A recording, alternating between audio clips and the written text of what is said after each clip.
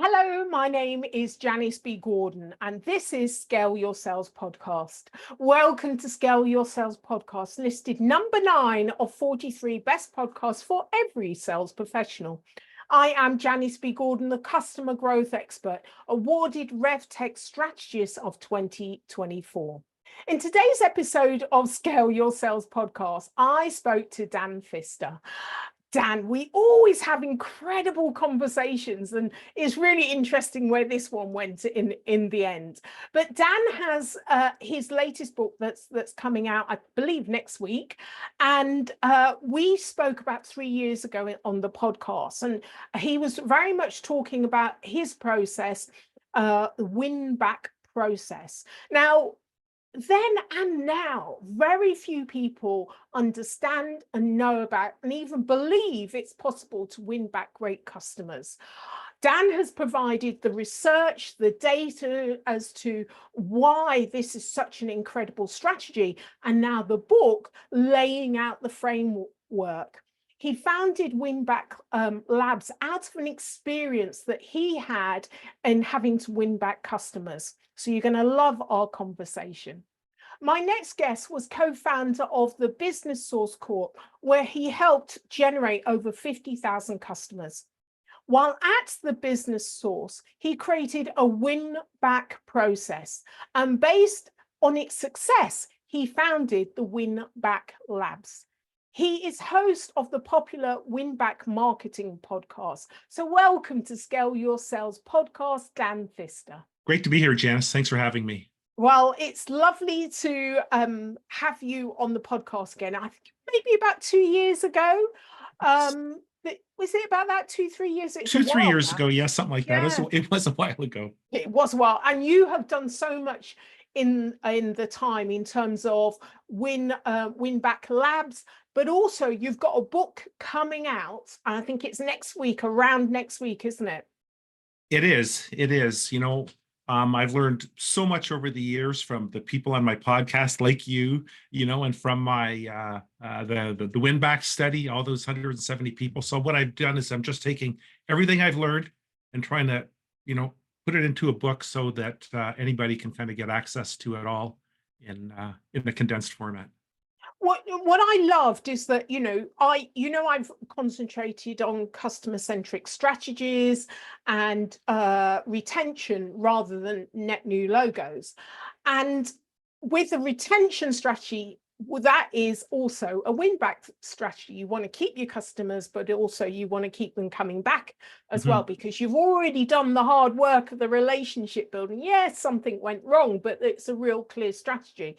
So I was very much aware that this was part of retaining your customers, and many people have no clue about the possibility of winning back customers and what is the strategy, which is why I absolutely love talking to you. And I think it's a real asset to actually have a book to refer to, because so many people in sales, when you talk about have you ever thought about winning back, they go, what does that mean?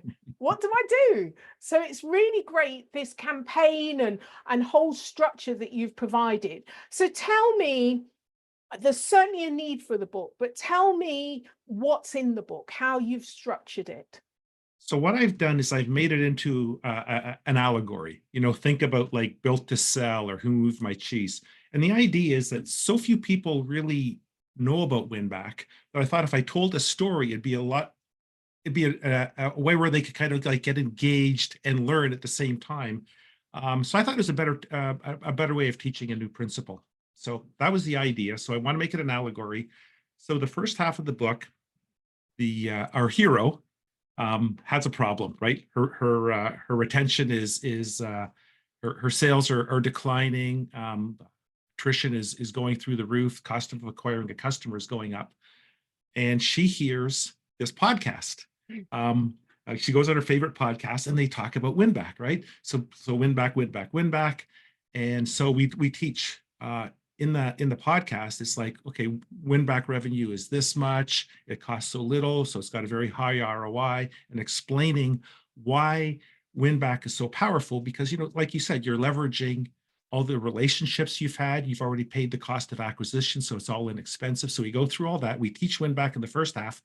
And in the second half, our hero, Victoria, she goes through and does her own WinBack program, right? Guided by the mentor from the podcast. And so we've got like 5 steps in the WinBack process. So there's a chapter for each step. And so you get an idea. So you're kind of like walking through doing WinBack with Victoria through the whole second half of the book. And it's fantastic because, you can see that, if you try to win back a customer, yeah, I understand how we could make a good return on that investment. And I understand how it could do increased retention. But when you walk through the book and you're walking in her shoes, it's like, wow, my team is more energized. We're attracting better talent because we're more successful. And there's all these downstream benefits. So I tried to just make it, and I've been cutting it down and making it a shorter and shorter and much more consumable book. And so it'll be like an hour and a half, 2-hour read. Right. Yes. And, it's great because it's then becomes the guide. And, you've mentioned your excellent podcast, WinBack Marketing WinBack. Or is it Marketing WinBack? The WinBack Marketing Podcast. The WinBack Marketing Podcast. And it's really, I was smiling because it was really interesting how you've drawn that in. That's a resource as well. And she found the method through the resource. And of course, you're the guide as well. So I thought it was very, very clever. But because we know there's lots of people that haven't got a clue that this is a strategy, you need somebody to guide you through. But I'd like to kind of wind back a bit as to how you discovered this, because I know that you worked with a B2B subscription. You were the co-founder of the B2B subscription service, the Business Source. And, they had a problem that you then devised this WinBack strategy in order to solve that problem. So tell me more about that, because this is really the source of it all, really. Yeah. So back in 2016, I had a company with 2 other co-founders, and we had done pretty well. We had generated tens of thousands of customers, and we got hit really bad in 2016. Attrition just was going up and up and up, just Victoria's problems, right? Our CAC was going up. And our sales were flatlining. And so my end was marketing in the company. And one of my partners, Lisa, she put my feet to the fire. She said, Dan, this is your bailiwick. You've got to do something about this. This retention problem, this is yours. And she's very nice about it, of course. But so anyway, and I argued against WinBack. I said, look, we already sent an email out asking people to come back. If anybody's going to come back, they would have come back with that. This is kind of pointless. Let's get Steve to go and really pound out, more sales. Steve was our head of sales. And she said, no. And she said, we got to give this a real shot. So what I did is I basically just took everything I knew about marketing, I threw it into a hopper, and I created a program. And that program generated a 57x ROI right out of the gate. It was the fastest, easiest, most inexpensive revenue I ever generated in like 20 years of marketing. It's phenomenal. Sales cycles were 70% shorter. The cost of doing it was a fraction. And so I got really enamored with WinBack. And I optimized this program that we were doing like crazy, because now I was really excited. This is like the most, there's not many new things in marketing that get you all excited, right? Because you've seen it all and done it all. And so this got me really excited. So I optimized, and then I wanted to learn more. And I thought, geez, there's all these smart people out there who've done WinBack. What if I did a study and talked to a bunch of these people? So I did that. And that's where I got the framework for the WinBack marketing, where it's like, most of the people who do WinBack, they just do basically these same 5 steps. And then I ran out of people to talk to there for the study. And I thought, hey, what if I did a podcast? There's a whole nother aspect. And that's how we met, right? And so there's all these smart people out there who've done WinBack, and they've all approached it from different angles, different size of customer base, different lifetime value, different cost of acquisition. And I wanted to get all those aspects so that I could create a framework where anybody could take that framework and create a playbook for their own business just by picking and choosing out the pieces that they needed. So that is the genesis in a nutshell. Pretty big nutshell. Sorry about that. That was right a little long, but that's how it started. That's why I'm so excited about it, Well, I was excited when I first kind of spoke to you and heard about this strategy, because people like myself, we kind of think this makes sense, but we fall into it, and we didn't necessarily have the data that you provided all the data. And actually now we've got your framework, you can kind of match and see, okay, I did the 4, but I didn't do the, the 5th one. And, now I know, because you have, as you said, iterated and tested it, and you've got all the data to back it up. So it's absolutely fantastic, the work that you've done, and absolutely necessary. And I think it actually isn't that difficult when you know how, but it's actually, if you don't know it exists, you're not going to do that. You're going to just keep moving on and the problem is you'll keep making the same mistakes with your customers. And in the end, you're going to run out of customers. So actually what I love about WinBack, it forces you to create a really good buying experience for your existing customers, for your new customers. And it forces you to create a great customer service, and the whole kind of customer centric operation that goes behind creating great customer experiences through the lifetime value. It forces you to do all the things you should be doing anyway. 100%.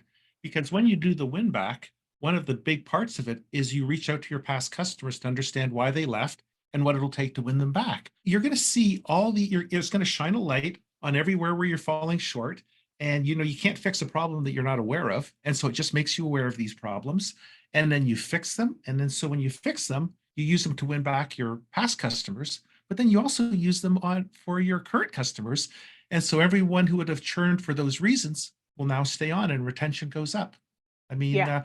I know you wrote about WinBack years ago, and I remember, I'm almost positive you made that exact same point, because I know you've been doing WinBack for a long time. Yeah. I haven't done it to the depth. This is why I'm always refer to you. I just wrote a ebook because not enough people know about this.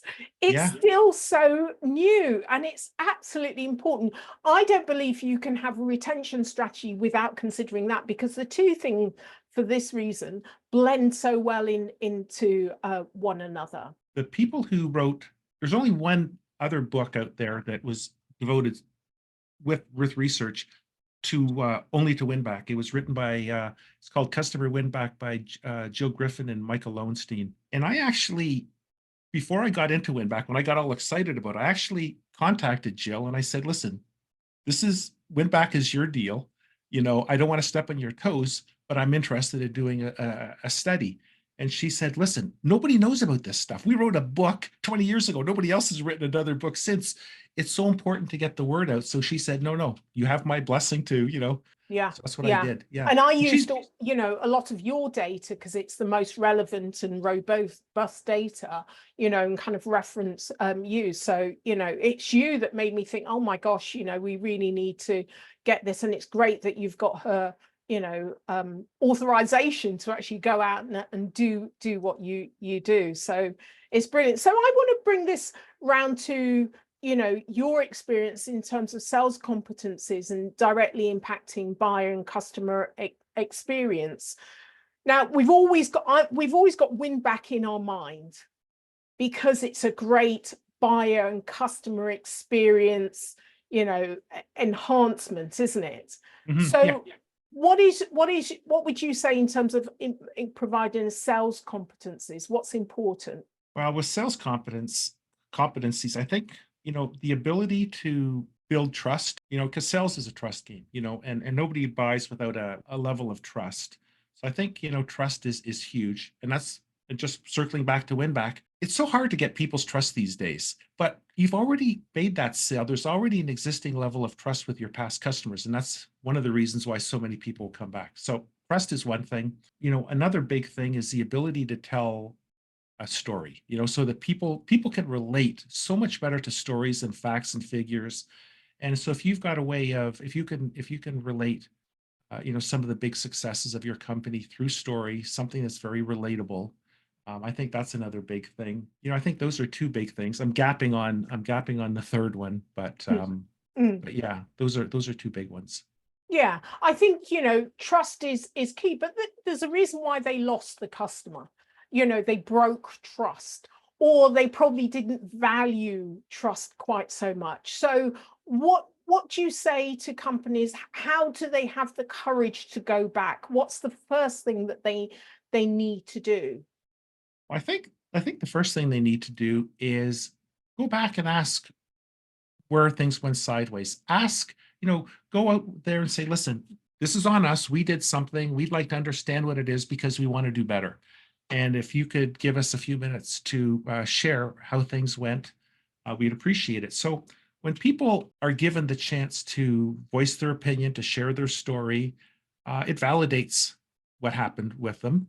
On some level, they feel more validated. They feel appreciated. And what's really amazing is two things happen when you do this. Like, there's something called the Pratfall effect. And what it says is that the last touch you had with someone has a disproportionately large impact on how they feel about you. Okay. So if the last touch you had with them was them being so upset that they left you, that's going to stick. That's what their impression is going to be of you from now on. So when they're on social media, when they're talking to their peers, that's how they're going to speak of you. However, if you come back to them with something like this, now the last touch is positive. Oh, they listened to me. They gave me a hearing. Makes the Pratfall effect work in your favor instead of against you.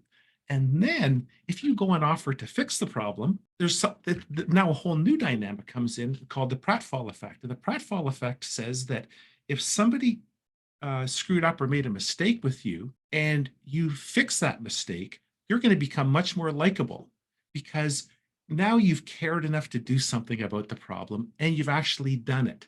And so you're not only seen as more likable, you're also seen as more competent. So you combine these two things, the Pratfall effect and the peak end rule. So when you reach out, you can turn unhappy customers into either neutral people who don't put out negative word of mouth anymore, and that enhances your brand reputation, or you set the table for a win back, or you do a win back, or in a lot of cases, you get the customer back and you've got an advocate because you've done something that no one else has done. So this simple outreach can be phenomenal, on so many levels. And I just put one more thing in. The things you learn about when you talk to your lost customers, you find that there's trends, there's reasons people left you. Maybe there's another product on the market that you didn't know about that's got this functionality that you don't have. So you get this early warning, right? And so, it can help you be more competitive. It can give you a better pulse on the market, but it just makes selling so much easier. If you're out there and nobody's saying bad things about you, they're saying good things about you, you've got that positive brand reputation, you're in the consideration set versus out of the consideration set if you hadn't talked to those unhappy customers. And most of them, there's not a lot of emotion with them usually. It's like, oh, yeah, we're happy to say something. We're happy to share this with us, with you. Yeah, and most people want to feel they've been heard. And the frustration, the anger is not necessarily what you did, the fact that you didn't hear what you did. And so I think there's a lot of fear in people going back and feeling that nothing's going to change, so why bother doing that? But actually, interestingly, the psychology behind it actually is really in your favor. It doesn't matter if you don't win back. The fact is you've turned around the brand reputation. They're not going to talk badly about you. You might create an advocate. I mean, all of those things are absolutely massive just from being heard and making a difference, listening to them and acting on it. 100%. And, if you're afraid of doing this, put your customer success manager on it, or put the head of sales on it, someone who isn't directly related with the customer, or get a third party to do it. The thing is that I was afraid of reaching out to lost customers. I remember we lost this huge mutual fund company. It was worth 6 figures a year to us. We couldn't afford to lose this company. We didn't reach out to them to try to win them back. because we are afraid. And this was, back in 2008, the financial crisis. But the point is that it's hard emotionally to go out and talk to people who might crap all over you. It's scary. And that's why, if you send out the email first to soften, to warm things up, that really helps. But I tell you, your unhappiest customers are your greatest source of learning. So even if somebody is unhappy, you might want to embrace that. Also, statistically, if you win over, your customers that complain, they become your advocates, and they actually bring more customers to you. Yeah, it's almost like statistically that happens. Yeah. It's nuts, right? Human psychology, we are not super rational, but let's use that when it comes to our advantage. Thankfully, we're not. Thankfully, because if you know about it, you can use it in your favor. So what practical strategies enables buyers to buy? I think having a real understanding of the value proposition that you're offering, speaking their language. If there's a specific language, you don't sound credible unless you can speak in their language. You're not going to say ACVs you're going to say ACV maybe to a SaaS person, but you're not going to say it to a consumer. Yeah, to a manufacturer, right? Yeah. Everybody speaks their own language, so that's important. Getting in front of the right buyer, because that buyer, you've got to be relevant to that buyer. So if that buyer isn't in your ICP, you really don't want to be there. I think it comes down to reputation also. Mm-hmm. Like what's the reputation out there? Because so many buyers, these days we buy on, social proof. What are our friends saying? What does it say in Trustpilot? All of these things. What do our peers say? We don't believe companies. We believe our peers. So I think that that's another big thing. So why have you traditionally sold a lot via partnership? What has been that aspects of sale that you've enjoyed or felt the benefits from? The thing about partnerships is they've already done the hard work. So we would reach out to a partner. That partner has already acquired the client, built trust, delivered value, and that's the hard part of the sale. So all we have to do with the partner is we have to go and deliver them tremendous value, deliver tremendous value to their customer, and they're going to and give them a so that everybody wins, right? The customer gets more value at a better price. Our partner gets the same. They get to leverage all that hard work and expense they put into acquiring that customer and maintaining the relationship. And that's how we went from 0 to 50,000 customers. It was all through partnerships. Of course, we made a lot of others, but I mean, the point is that we would have gone from like 0 to maybe 3,000, not 0 to 50,000. And it was all because of partners, and it was leveraging their assets with ours. So we made something that was very, very, very attractive to partners. And our partners stayed for years and years and years because everybody won. So would you say that's one of the great scaling strategies, just strategic partnerships? Yep. Yeah. For me, nothing has come close to scaling revenue than that. There's only so much value you can deliver to an individual, but when you multiply that out to a partner with, 5,000, 10,000, 15,000 customers, it's crazy. And when we got our first big partner, we literally couldn't keep up with the business. And it was freaking some of our people out. But what a wonderful problem to have, and because we never had that problem before, because we were always the ones, it's a very different energy when you're receiving than when you're pushing. And I just find that, because there's the trust and customer has the trust with them, when that partner says good things about you and says, try them out, it just makes life so much easier. I'd like to delve into that a little bit deeper. You said it's a very different energy receiving rather than pushing. So explain that to me. If I don't know you, okay, and I cold call you or I ping you on LinkedIn, I say, listen, I see what you're doing with sales. You're what you're doing is amazing, and I've got something that's really complementary to that. That's me going, and then you might check me out or might not, because maybe you might get 50 of those a day, right?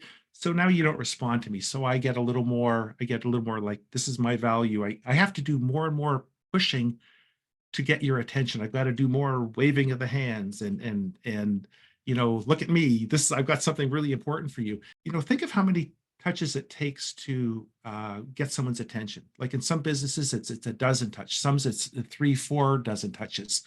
It's because you're not familiar. They're not familiar with you. That's neophobia. We're afraid of things that are new, or we're suspicious of things that are new. And if I'm new coming at you, there's a bit of pulling back. So I've got to put energy out while you're pulling back. However, so there's the receiving energy. It's like, but what if you knew me? What if you knew that we had been working together for 4 or 5 years and you had given me, or I had given you good advice. Sorry, I'm flipping these around. So I'd given you good advice, and I put you in and delivered a lot of value. And I say, hey, go check this guy Dan out. I think he's got something that might be of interest to you. Well, you're receiving what I'm putting out. You're not, there's not that resistance because it's coming from somebody trusted. And when you're reaching out to a past customer, it only takes 1 to 3 touches to engage them. It's because there isn't that push, right? They know you. They're much more open to receiving. You can speak about it energetically because on some level we're all just energy, right? And I think that there's some real, that's not just all woo. I think there's something really to that. And I think it's interesting that you say on some levels we're all just energy. So if you're on a desert island, what would be the one thing you took with you? It would be a book that makes me think, not something to absorb for entertainment. Yeah, make me think. There's a great book I read many, many years ago called Think on These Things by J. Krishnamurti. It's got all these things in there. It's like, hey, I never thought of that. Like, that's something to ponder. So yeah, so that'd be good. I'd like that. So you would be pondering all day on your desert island. Well, geez, thinking about big things and small things. Yeah. I think that's interesting because you're on a desert island, and if there's, like it's almost relinquishing yourself to the space you're in, the energy, like there'll be a lot of people, like they say, if you're in water, you might be fighting the water and the waves. The best thing you can do is lie on your back and float. Yeah, don't fight it, just relinquish not your energy, but just don't spend energy fighting it, float. Mm-hmm. Yeah. And that's how I kind of see we're in this space and you're floating. Okay, I'm aware where I am, so let me do something positive with it. Let me start to think. Yeah. And that energy, not fighting and trying to get out, just accepting. Yeah, accepting where you are and what is. Boy, that takes, at least for me, it can really take a big load off my shoulder sometimes, because I resist so much, like I there's so many things it's like I push back on because I want things to be better. And it's just like, no, there's some things you can't change and it's just not worth the energy. And you're not going to make a difference there anyway. And it's interesting, it's learning, I think, kind of, especially getting older, it's learning what are the things that you need to challenge and push back on, and what are the things you need to let go of and float with. Yeah, 100%. The other question you had there was for like, who do you admire most? And I was going to talk about my grandmother because she went through a war and was burned out of her house and had to flee the country. And through all of this, it was always thanks to God. Everything she would say is like, and it was just like, no matter what happened, it was like, she's very accepting. Yeah. Because I tell you, when I heard her story the first time, it's just like, boy, I would not be accepting, so it's a big lesson. It's a big lesson. Yeah. And, like if you're not accepting the amount of energy that you're spending it's almost energy in on yourself, damaging yourself and really kind of forcing things. So whatever you believe, God, the Messiah, just energy, but actually kind of accepting where you are, Buddha, Yeah. is a great lesson. Otherwise, what I do yoga, and it's suffering. you know, all of this kind of energy, and who knew we would be talking about this? You know, all of this energy is actually suffering that we're putting upon ourselves. So yeah, thanks to your grandmother. Yeah. Well, you know, because I'm such a hyper person. And you know, I started meditating when I was 18, and that was literally got rid of my headaches, got rid of my insomnia. And so I've had to do this work on myself. You know, I can't go a day without meditating for at least an hour. Or yeah. So yeah. Yeah. And, you know, I think that's a good close. You know, you've always got to be working on yourself, haven't you? Always. You're never done. You're never finished. You're never done. That's true. You're never done. Oh, I'm going to write that down somewhere. We're not done. And it won't get done. No. So Dan, we always have a really interesting conversation, don't we? And we haven't even met. We've met, you know, it's just online, and we're going to put that right at some point. So it's always a pleasure talking to you, Dan. You make me think. I love talking with you, Janice. Thank you for being a guest on Scale Your Sales podcast, Dan Pfister. Thanks so much for having me. Thank you for listening to this week's episode of Scale Your Sales podcast. If you like this discussion, feel free to listen to other episodes or watch the captioned show on YouTube and subscribe to future episodes. I would really appreciate it if you would leave a positive review on iTunes. Thank you.